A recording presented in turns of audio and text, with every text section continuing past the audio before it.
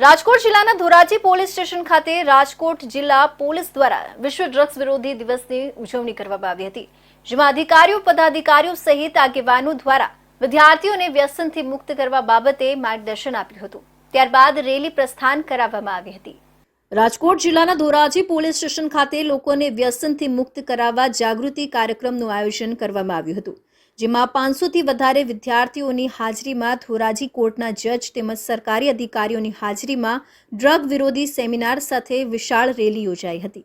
ધોરાજી કોર્ટના જજ સુનિલકુમાર વામનભાઈ વાઘ, જજ Priyankaben Gamit, DYSP Rohit Dodiya, deputy collector Likhiya, સરકારી વકીલ કાર્તિકેય પારેખ, સરકારી હોસ્પિટલના અધિક્ષક doctor Jayesh Vasetiyan, police inspector Ravi Godam, અગ્રણી કિશોરભાઈ રાઠોડ તેમજ પીએસઆઈ વિક્રમસિંહ જેઠવા વગેરે આગેવાનોની હાજરીમાં વિશ્વ બ્લોગ વિરોધી સેમિનારમાં વિદ્યાર્થીઓને વ્યસનથી મુક્ત થવા બાબતે માર્ગદર્શન આપ્યું હતું। વિશ્વ એન્ટી ડ્રગ ડે એના અનુસંધાને ધોરાજી સિટી પોલીસ સ્ટેશન વિસ્તારમાં એક મોટી રેલીનું આયોજન કરવામાં આવેલ છે અને તમામ વિદ્યાર્થીઓ 1500 જેટલા વિદ્યાર્થીઓ આ પેલામાં જોડાયેલા છે અને 14 જેટલી સ્કૂલો એમાં ભાગ સ્વયંભૂ લીધેલો છે અને પોલીસને સહકાર આપેલ છે। પોલીસ તરફથી આપ સૌ મીડિયાના માધ્યમથી એવી પણ એક અપેક્ષા રાખવામાં આવે છે કે આ વિદ્યાર્થીઓ જે પોતે જહેમત ઉઠાવી અને રોડ ઉપર રેલી કરવાના છે તો તેનો સંદેશ ફક્ત એટલો જ છે કે આ એન્ટી ડ્રગ ડે છે એને એક દિવસ પૂરતો નહીં પણ કાયમી માટે ઉજવવામાં આવે અને કોઈ પણ જાતનું વ્યસન એ પોતાના માટે અને સમાજ માટે એકદમ ખરાબ છે એનું એક ઉદાહરણ પૂરું પાડે અને પોતે તમામ નશામાંથી મુક્ત થાય અને નશાને જાકારો આપે એના માટેનો આ એક પ્રયાસ છે। ધોરાજી પોલીસ સ્ટેશન ખાતેથી વિશાળ જનજાગૃતિ રેલીને આવેલા અધિકારી દ્વારા પ્રસ્થાન કરાવવામાં આવ્યા હતા અને શહેરના જુદા જુદા વિસ્તારોમાં રેલી ફરીને લોકોને ચૌધરીના અધ્યક્ષ સ્થાને થરાદ તાલુકાના નારોલ ગામે બાળકોને શાળામાં પ્રવેશ આપવામાં આવ્યો હતો। આ પ્રસંગે મોટી સંખ્યામાં વિદ્યાર્થીઓ અને વાલીઓ ઉપસ્થિત રહ્યા હતા। બનાસકાંઠા જિલ્લામાં ગુજરાતમાં કન્યા કેળવણી દ્વારા દીકરીઓના અભ્યાસને પ્રોત્સાહન આપવા અને પ્રાથમિક શિક્ષણને વેગવંતુ કરવા વડાપ્રધાન નરેન્દ્ર મોદીની પ્રેરણા અને માર્ગદર્શનમાં પાછલા 2 દાયકાથી શાળા પ્રવેશોત્સવ યોજવામાં આવી છે, જેને લઈ નારોલી ગામેથી વિધાનસભા અધ્યક્ષે શંકર ચૌધરીએ કન્યા કેળવણી મહોત્સવનો શુભારંભ કરાવ્યો હતો, જેમાં આગેવાનો સહિત ગ્રામજનો, અધિકારી ઉપસ્થિત રહ્યા હતા। બુધવારે 2679 શાળાઓમાં શાળા પ્રવેશોત્સવ ઉજવાયો હતો, જેમાં 93,000 ઉપરાંતના વિદ્યાર્થીઓને પ્રવેશ આપવામાં આવ્યો હતો, જેમાં થરાદના નારોલી ગામે વિધાનસભા અધ્યક્ષ શંકરભાઈ ચૌધરીના અધ્યક્ષસ્થાને શાળા પ્રવેશોત્સવ ઉજવાયો હતો, જેમાં બાળકોને કુમકુમ તિલક અને શૈક્ષણિક કીટ આપી શાળામાં પ્રવેશ આપવામાં આવ્યો હતો। આ પ્રસંગે જિલ્લાના અધિકારીઓ તેમજ પદાધિકારીઓ ઉપસ્થિત રહી બાળકોને આશીર્વાદ પાઠવ્યા હતા। ઉજવણી ઉલ્લાસમય શિક્ષણના વિષય સાથે યોજાનાર શાળા પ્રવેશોત્સવ અંતર્ગત પ્રથમ દિવસે ગુજરાત વિધાનસભા અધ્યક્ષ શંકર ચૌધરીએ થરાદના નારોલી ગામે શાળામાં બાળકોનું શાળા નામાંકન કરાવ્યું હતું।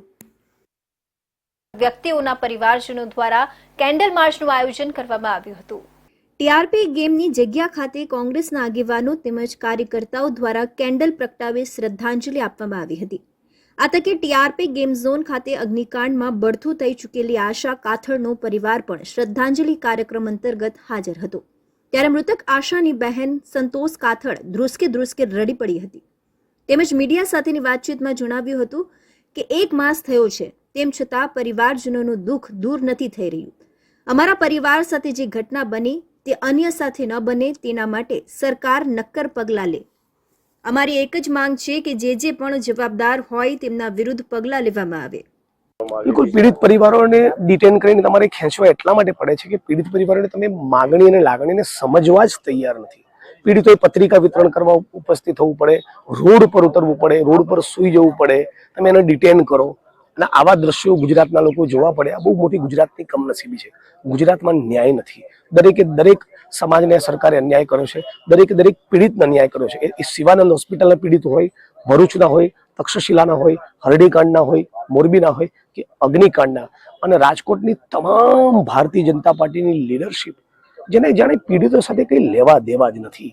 એ CR પાટીલ હોય, ગૃહમંત્રી હોય, મુખ્યમંત્રી હોય, વિજય રૂપાણી હોય, 25 સાંસદો ચૂપ, 161 ધારાસભ્યો ચૂપ, 68 કોર્પોરેટરો ચૂપ. આ ભારતીય જનતા પાર્ટીનું વાસ્તવિક ચરિત્ર એ અગ્નિકાંડના મુદ્દે એક્સપોઝ થઈ ચૂક્યું છે. જેની 19 વર્ષની દીકરી જાય ને સાહેબ, એને જ ખ્યાલ હોય. બાકી સરકારને કઈ પડી નથી. અને સરકાર એક મહિનો થઈ ગયો, અમે ન્યાય માટે બે હાથ જોડીને વિનંતી કરી કે અમને ન્યાય કાલ મળશે, પરમ દિવસે મળશે. 1 મહિનો થઈ ગયો, આ સરકારને કોઈ માણસની કિંમતની કઈ પડી જ નથી. તો સરકાર ફક્ત ને ફક્ત એક ભ્રષ્ટાચારની સરકાર છે. એટલે ભ્રષ્ટાચાર આદરવાની છે. અને આજે અમે રાજકોટ બંધ કરાવવા નીકળ્યા હતા બે હાથ જોડીને કે તમે બંધ કરી દો, અમારા પરિવારને શાંતિ મળે, અમારા પરિવારમાંથી એક સ્વજન ગુમ્યું એને શાંતિ મળે. પણ તોય રાજકોટ પોલીસે અમારી ધરપકડ કરેલી અને મારી ખુદની ધરપકડ કરી. કેમ કે હું એમને એક આતંકવાદી દેખાઉં છું. હું તો બે હાથ જોડીને વિનંતી કરવા માટે નીકળ્યો હતો કે તમે બંધ કરો. તોય આજ મને જબરજસ્તીથી એ લોકોએ મને અરેસ્ટ કરી લીધો અને મને 3 કલાક સુધી રાખ્યો અંદર.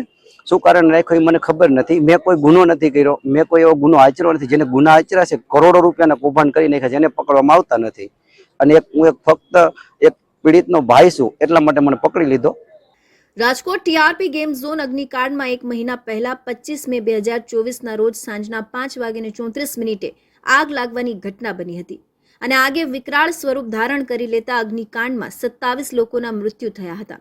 જેને લઈ રાજકોટ બંધનું એલાન બાદ સાંજે કોંગ્રેસ દ્વારા પીડિત પરિવારોને સાથે રાખી અગ્નિકાંડના ઘટના સ્થળે મીણબત્તી પ્રગટાવી મૌન પાડી મૃતકોને શ્રદ્ધાંજલિ પાઠવી હતી.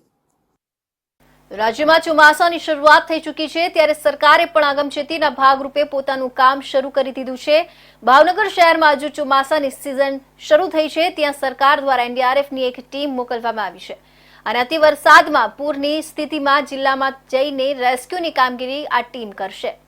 ગોહિલવાડમાં ભારે વરસાદ, કુદરતી વિપદા સામે જાનમાલના રક્ષણ માટે એનડીઆરએફ ટીમ આવી પહોંચી. શહેર જિલ્લામાં સંભવિત આપત્તિજનક પરિસ્થિતિનો સામનો સાથે રાહત બચાવ માટે ટીમ તૈયાર રાખવામાં આવી છે. સૌરાષ્ટ્ર, કચ્છ સહિત સમગ્ર રાજ્યમાં આગામી દિવસોમાં ભારેથી અતિ ભારે વરસાદ પડવાની સંભાવનાને ધ્યાનમાં રાખીને રાજ્યના ડિઝાસ્ટર મેનેજમેન્ટ દ્વારા સમગ્ર રાજ્યના વિવિધ વિસ્તારોમાં એનડીઆરએફની ટીમો મોકલવામાં આવી છે.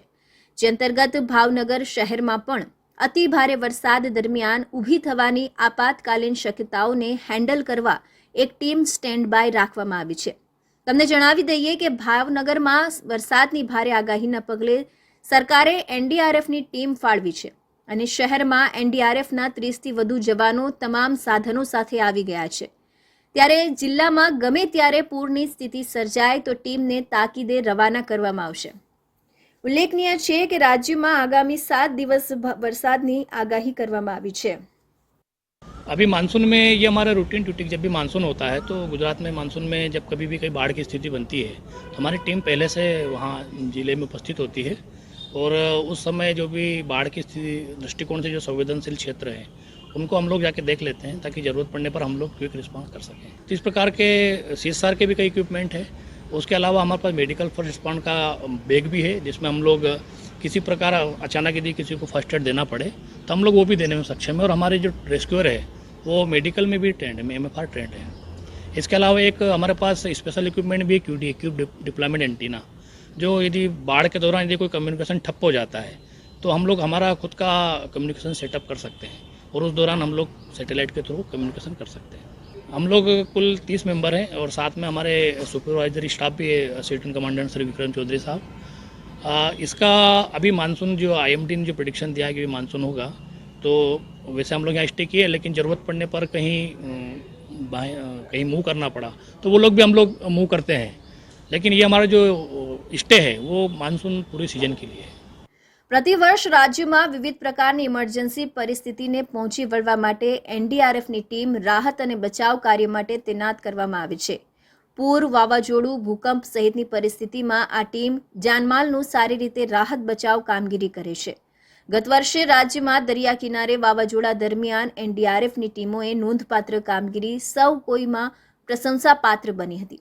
ત્યારે હાલમાં ચોમાસાની શરૂઆત થઈ ગઈ છે, ત્યારે રાજ્યના હવામાન વિભાગ દ્વારા સમગ્ર રાજ્યમાં ભારેથી અતિભારે વરસાદ આગામી દિવસોમાં પડવાની પ્રબળ સંભાવના વ્યક્ત કરી છે. ત્યારે આ ભારે વરસાદ દરમિયાન ઊભી થતી પરિસ્થિતિમાં જાનમાલનું રક્ષણ અને બચાવ કામગીરી માટે રાજ્યના ડિઝાસ્ટર મેનેજમેન્ટ દ્વારા રાજ્યના વિવિધ મહાનગરોમાં એનડીઆરએફની ટીમો મોકલવામાં આવી છે. ત્યારે ભાવનગરમાં પણ એનડીઆરએફની એક ટીમ આવી પહોંચી છે. જાબાઝ જવાનોની આ ટીમ શહેર કે જિલ્લામાં ભારે વરસાદ કે એ સમક્ષ ઊભી થયેલી ઇમરજન્સી પરિસ્થિતિમાં રાહત અને બચાવ કામગીરીનો મોરચો સંભાળશે. જોકે હાલના તબક્કે ભારે વરસાદ કે એવા કોઈપણ પ્રકારની સ્થિતિ જોવા નથી મળી રહી, પરંતુ સરકાર તંત્ર હવામાન વિભાગની આગાહીને હળવાશથી લેવાના મૂળમાં બિલકુલ ન હોવાનું જણાઈ રહ્યું છે. પાલનપુર નગરપાલિકા ફાયર વિભાગને સરકાર દ્વારા રેસ્ક્યુ ક્રાફ્ટ મશીન ફાળવવામાં આવ્યું છે. આ મશીન પાણીમાં ડૂબતા માણસને બચાવીને કિનારા સુધી લાવવાનું કામ કરશે અને આ સમગ્ર કામગીરી રિમોટથી કરવામાં આવશે, જેનું ટેસ્ટિંગ દાંતીવાડા ખાતે કરવામાં આવ્યું હતું.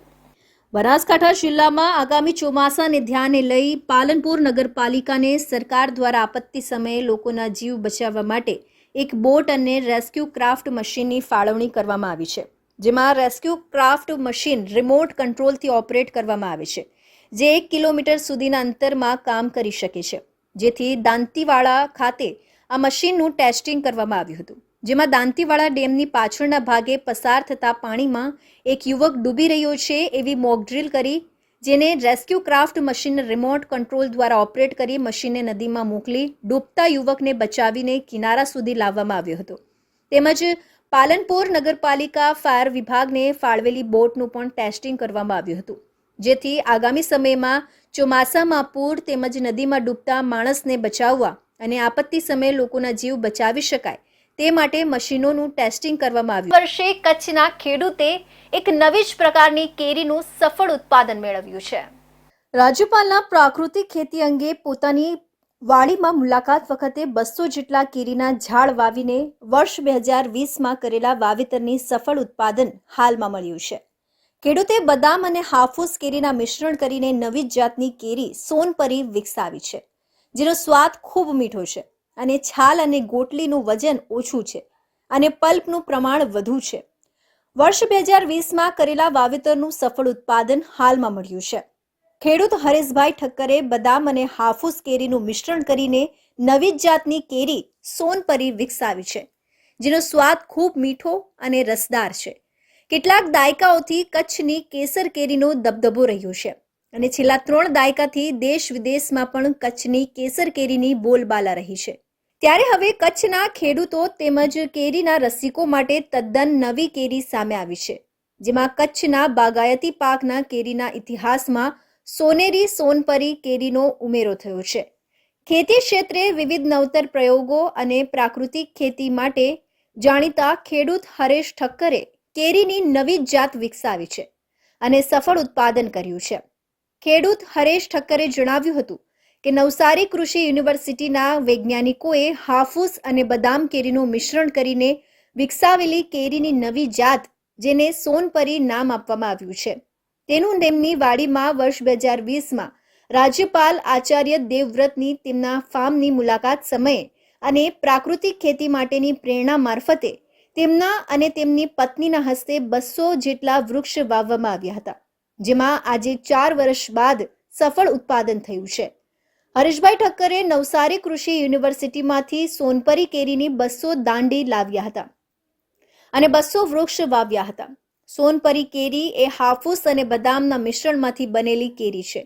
આ કેરીનો રંગ સોના જેવો પીળો છે, જેની છાલ અને ગોટલીનું વજન ઓછું અને પલ્પનું પ્રમાણ વધારે અને મીઠો રસદાર હોય છે. આ વૃક્ષોના પાન પાતળા હોય છે. એના પાંદડાની રચના એવી છે કે તેમના વચ્ચેથી પવન પણ આસાનીથી પસાર થઈ જાય છે, જેથી કરીને તે અન્ય કેરીઓની જેમ પવનની અસરથી ડાળખીમાંથી ખરીને નીચે નથી પડી જતી. આ કેરીઓ જ્યારે પૂર્ણ રીતે પાકી જાય છે ત્યારે જ ખરે છે. ગયા વર્ષે આવેલા બિપરજોય વાવાઝોડામાં પણ અન્ય કેરીના ઝાડ અને ખારેકના વૃક્ષોને નુકસાની થઈ હતી અને વૃક્ષો પડી ગયા હતા, પરંતુ આ સોનપરી કેરીના વૃક્ષોને વાવાઝોડું પણ ડગાવી શક્યો ન હતો. સંશોધન ક્ષેત્રે જેની નામના છે એવી નવસારી કૃષિ યુનિવર્સિટીના વૈજ્ઞાનિકો દ્વારા વિકસાવાયેલી સોનપરીએ આલ્ફાન્ઝો એટલે કે હાફૂસ અને બનેસાન એટલે કે બદામ કેરીનું મિશ્રણ છે. સોનપરી કેરીનો દેખાવ બદામ જેવો છે, સ્વાદ હાફૂસનો છે અને રંગ પીળો ચમકદાર છે. સોનપરીમાં 20 થી 22 બ્રિક્સ જેટલી મીઠાશ જોવા મળી છે. આમ જોવા જઈએ તો કચ્છની કેસર કેરીની મોસમ ખૂબ ટૂંકી હોય છે. જૂન મહિનામાં આવે છે અને જુલાઈ સુધી જ હોય છે, જ્યારે સોનપરીનો મોસમ લાંબી બની શકે છે, કારણ કે આ કેરીને 10 થી 12 દિવસ રાખી મૂકવાથી પણ તે બગડતી નથી. તો એનો જે ટેસ્ટ છે એ હાફૂસનો છે, જે એની કીપિંગ ક્વોલિટી છે, જે રોકવાની શક્તિ છે એ બદામની છે. ખાવાનો ટેસ્ટ એનો એકદમ શાનદાર હાફૂસનો ટેસ્ટ છે. જે ઝાડમાં રોકવાની શક્તિ છે તો એ પવનની સાથે એનો આ દાંડો મજબૂત હોવાથી એની રોકવાની પવનની સાથે બહુ સારી શક્તિ છે.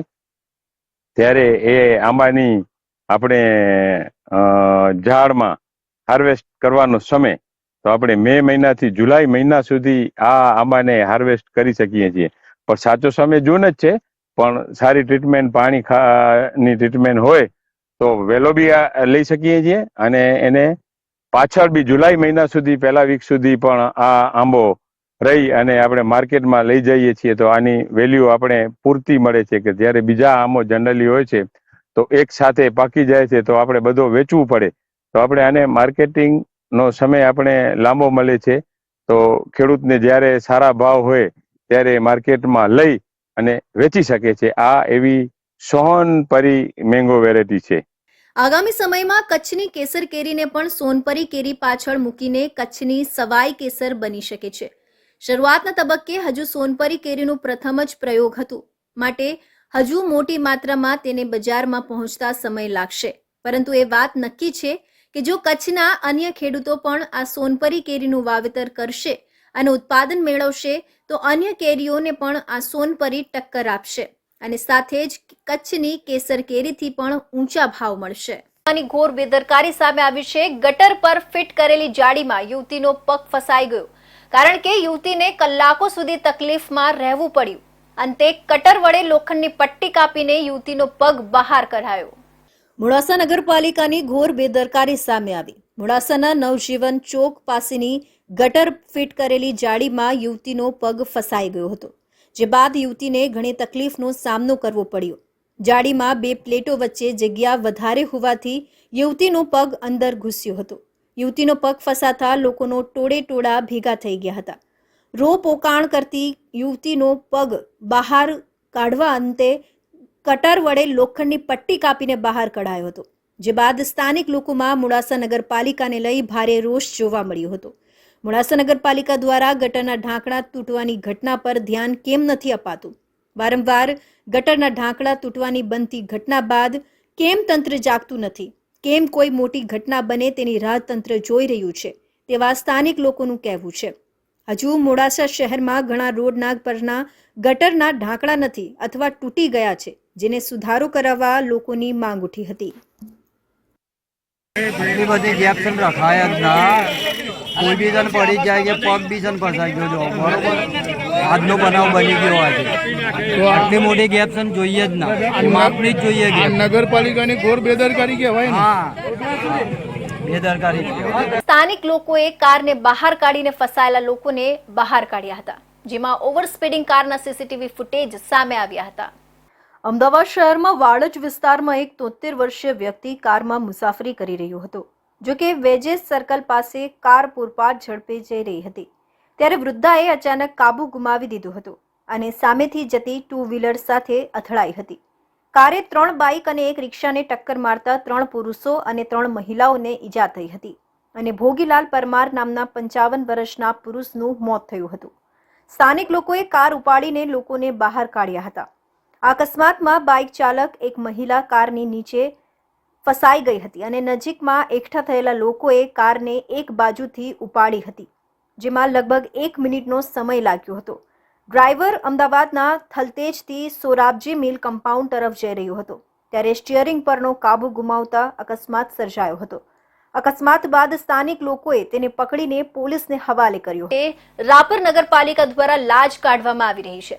રાપર શહેરના 10 કિલોમીટરના ફરતા વિસ્તારમાં રખડતા ઢોરો અને આખલાઓની સંખ્યા 2000 થી વધુ છે. અવારનવાર આખલાઓ માલી ચોક, માંડવી ચોક, આથમણા નાકા, દેના બેંક ચોક, એસટી ડેપો તથા શહેરના લગભગ વિસ્તારમાં આવેલા શેરીઓ અને ગલીઓમાં આખલાની ફાઇટ જામી છે. રાપર શહેરમાં અત્યાર સુધી આખલાઓની અડફેટે લગભગ 7 જેટલા લોકોના મોત થયા છે અને 200 થી વધુ લોકો ઘાયલ થયા હશે. તો વાહનો તથા માલ સામાનનું નુકસાન અલગથી. અવારનવાર રખડતા ઢોરો અને આખલાઓ અંગે નગરપાલિકામાં રજૂઆત કરવામાં આવી છે, પરંતુ નગરપાલિકા દ્વારા કોઈ કાર્યવાહી કરવામાં આવતી નથી. પકડવાનું નાટક કરી સબ સલામત છે એમ કહે છે. ગત રાત્રે રાપર શહેરની HP ગેસ એજન્સીમાં નોકરી કરતા હેલિપેડ નજીક રહેતા જીગર ખેંગારભાઈ ભરવાડ ગત રાત્રે 9 વાગ્યાના અરસામાં પોતાના ઘરે બાઇક દ્વારા પસાર થઈ રહ્યા હતા, ત્યારે બે આખલાઓની ફાઇટમાં જીગરને બાઇક સાથે અડફેટે લઈ પેટના ભાગે શિંગડા ભરાવી દીધા હતા. ત્યારે આસપાસના લોકો ઇજાગ્રસ્ત જીગરને બચાવી એમ્બ્યુલન્સ દ્વારા હોસ્પિટલમાં સારવાર માટે રાપર CHCમાં દાખલ કરવામાં આવ્યું હતું, જ્યાંથી વધુ સારવાર માટે પ્રથમ રાપરની ખાનગી હોસ્પિટલમાં ખસેડવામાં આવ્યું હતું, જેમાં વધુ સારવાર અર્થે ભુજની KK હોસ્પિટલમાં દાખલ કરવામાં આવ્યું હતું, જ્યાં સારવાર દરમિયાન વહેલી સવારે આશાસ્પદ યુવાનનું મોત થયું હતું, જેનું પોસ્ટમોર્ટમ રાપર ખાતે CHCમાં કરવામાં આવ્યું હતું. મરણ જનારના પિતા નથી, માને કેન્સર છે, એક ભાઈ અને બહેન છે, એટલે ઘરની તમામ જવાબદારી મરણ જનાર યુવક પર હતી. યુવકના નિધનથી પરિવાર પર આપ તૂટી પડ્યું હતું. જીગર ભરવાડના આખલાની અડફેટે મરણ થયું હતું અને રાપર શહેરમાં અવારનવાર આખલાની લડાઈમાં નિર્દોષ લોકોના મોત થાય છે. 1.5 મહિના અગાઉ અયોધ્યાપુરીમાં નિવૃત્તિ જીવન ગુજારતા કરશનભાઈ માલીનું મોત થયું હતું અને અગાઉ પણ 7 જેટલા લોકોના મોત થયા છે અને અનેક ઘાયલ થયા છે. તો નગરપાલિકા દ્વારા પગલાં લેવામાં આવે તેવી માંગ કરાઈ હતી. અત્રે ઉલ્લેખનીય છે કે રાપર શહેરમાં રખડતા ઢોરો અને આખલા રાપર શહેરમાં ઢોર નિભાવી રહેલા એક સંસ્થાના છે. ચરિયાણ માટે જતા ઢોરો ગામમાં આવી જાય છે અને આ સંસ્થા દ્વારા ગામડામાંથી ઢોર મૂકવા માટે આવે છે, ત્યારે આ સંસ્થા ઢોર રાખવાનો નનૈયો ભણી દે છે, એટલે ગ્રામ્ય વિસ્તારોમાંથી ઢોર મૂકવા માટે આવતા ખેડૂતો અને પશુપાલકો રાપરના પાદરમાં કે આ સંસ્થા પાસે મૂકી જતા રહે છે. એ યાદ રાખવું જરૂરી છે. હાલ તો કેન્સરગ્રસ્ત માતા, એક બહેન અને ભાઈનો જીવન નિર્વાહ કરતા યુવાનના મોતથી પરિવાર નોંધારો થઈ ગયો છે. ઉપરાંત રાપરમાં શાળા અને મંદિર નજીક ઘાસચારો વેચાણ થઈ રહ્યું છે. નગરપાલિકા દ્વારા કલેક્ટરના આદેશનું પાલન કરવામાં નિષ્ફળ ગઈ છે. ઘાસચારો વેચાણ કરતા લોકોને શહેરની બહાર તેમજ શાળા મંદિર પાસે વેચાણ ના હોવું જોઈએ તેવું જાહેરનામું કલેક્ટરે પ્રસિદ્ધ કર્યું છે, પરંતુ રાપર શહેરમાં નગરપાલિકાના 4 હાથ વચ્ચે શાળા તથા મંદિર હોસ્પિટલ નજીક જ ખુલ્લેઆમ વેચાણ થઈ રહ્યું છે. આથમણા નાકા પાસે આવેલા શાળા, હોસ્પિટલ, મંદિર અને મસ્જિદ પાસે લગભગ 400-500 રખડતા ઢોરો અને આખલા દિવસભર જોવા મળે છે. શાળા દરમિયાન કોઈ વિદ્યાર્થીઓ કે વડીલો અડફેટે આવશે તો જવાબદાર કોણ, એ પ્રશ્ન ચર્ચાનો વિષય છે. એટલે નગરપાલિકા દ્વારા ઘાસચારો શહેરમાં વેચાણ કરતા વેપારીઓ સામે પ્રતિબંધ મૂકવો જોઈએ તેવી માંગ ઉઠી છે.